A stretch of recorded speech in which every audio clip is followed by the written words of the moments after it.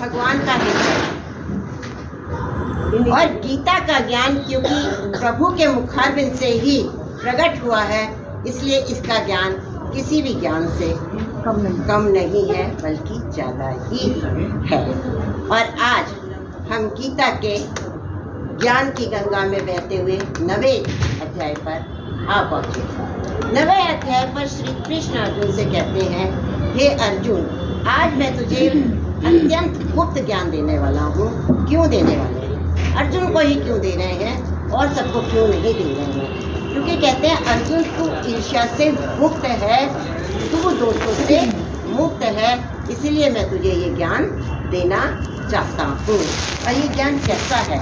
ये अत्यंत पवित्र है, सुखों की कान है, अशुभ से मुक्त करने वाला है और सबसे ज़्यादा क्या है? आध्यात्मिक युक्त है, इसीलिए मैं ये ज्ञान देना चाहता हूँ। और क्या बताते हैं आगे? बहुत से लोगों को ज्ञान में श्रद्धा नहीं है, गीता का ज्ञान उनके लिए कुछ ज्ञान नहीं है। तो कहते हैं जिनको श्रद्धा नहीं है इस ज्ञान में, जो इस ज्ञान को नहीं सुनना चाहते हैं, जिसको ग्रहण नहीं करना चाहते हैं, तो उनके लिए मैं ये ज्ञान देता भी नहीं हूँ। जो श्रद्धावान है, जो इसे सुनना चाहते हैं, जो इसे आत्मसात करना चाहते हैं, सुनना ही नहीं है, इसको आत्मसात भी करना। जो इसे आत्मसात करना चाहते हैं उन्हीं को मैं ज्ञान देता हूँ और उन्हीं को मैं प्राप्त भी होता हूँ। श्रद्धावान जो नहीं है उन्हें ना मैं प्राप्त होता हूँ, ना आवागमन के चक्रों से मुक्त ही करता हूँ। तो यही भगवान कहते हैं कि मैं खाली श्रद्धावान को ही ये ज्ञान देना चाहता हूँ, अश्रद्धावान को मैं ये ज्ञान नहीं देना चाहता हूँ।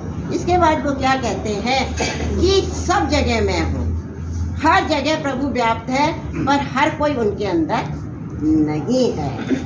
आत्मा सबके अंदर है, सब भूतों के अंदर है और आत्मा उसी का अंश है। तो मैं सबके अंदर विद्वान हूँ, परंतु सब मेरे अंदर विद्वान नहीं है। सारी आत्माएं उनके अंदर विद्वान है नहीं। जो त्यागी हैं, जो सत्संग वाली हैं, वो ही आत्मा उनके अंदर विद्वान है, सारी आत्माएं उनके अंदर विद्वान नहीं है। पर ये कहते हैं मैं सब में हूँ, पर भी सब मुझे मलिन नहीं कर पाते हैं। उदाहरण देते हैं, जिस तरीके से आकाश वायु से घिरा हुआ है, और क्या वायु आकाश को मलिन कर पाती है? नहीं कर पाती है।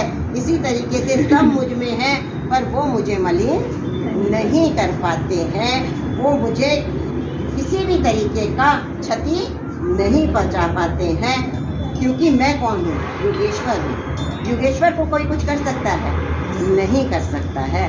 आगे वो कहते हैं इस संसार का उत्पन्न भी मैं करता हूँ, पालन भी मैं करता हूँ, एक योगों के बाद इसका संहार कर देता हूँ और फिर से रचता हूँ। तो कैसे रचता हूँ? कर्मों के अनुसार। कर्मों के अनुसार मैं व्यक्ति को रचता हूँ। तो कर्म तो अच्छे करने ही हैं, अगर आपको अच्छी रचना पानी है, अच्छी गति आपको पानी है। पर वो एक बात और कहते हैं, पर क्या मैं इन कर्मों में आसक्त होता हूँ? सारा संसार को रच दिया, पर क्या मैं संसार के किसी व्यक्ति को ज़्यादा, किसी को कम, किसी को बिल्कुल नहीं प्यार करता हूँ? सब एक से। मैं किसी में आसक्त नहीं होता, मैं कर्म बंधन में नहीं बनता। और यही वो हमें समझाना चाहते हैं, आप भी कर्म बंधन में ना बंधिए, आप भी आसक्त ना होइए मेरी तरीके से, तो आप भी परमेश्वर को प्राप्त कर सकते हैं।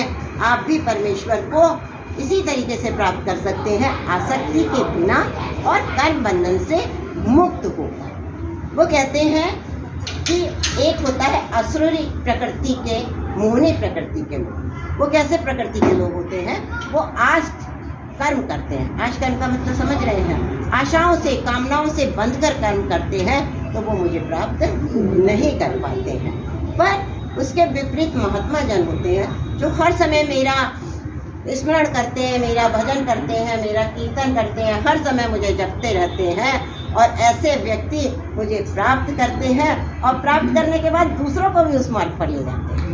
महात्माओं का कार्य यही है, वो खुद तो उस मार्ग पर जाते ही हैं, अपने साथ साथ दूसरों लोगों को भी उस मार्ग पर ले जाते हैं। और एक और कौन से थे? देवी प्रकृति के लोग भी होते हैं, जो कि मुझे भजते हैं, मेरा करते हैं, दान तप यज्ञ इत्यादि करते हैं, और वो भी मुझे प्राप्त कर लेते हैं उनको भी मैं प्राप्त हो जाता हूँ।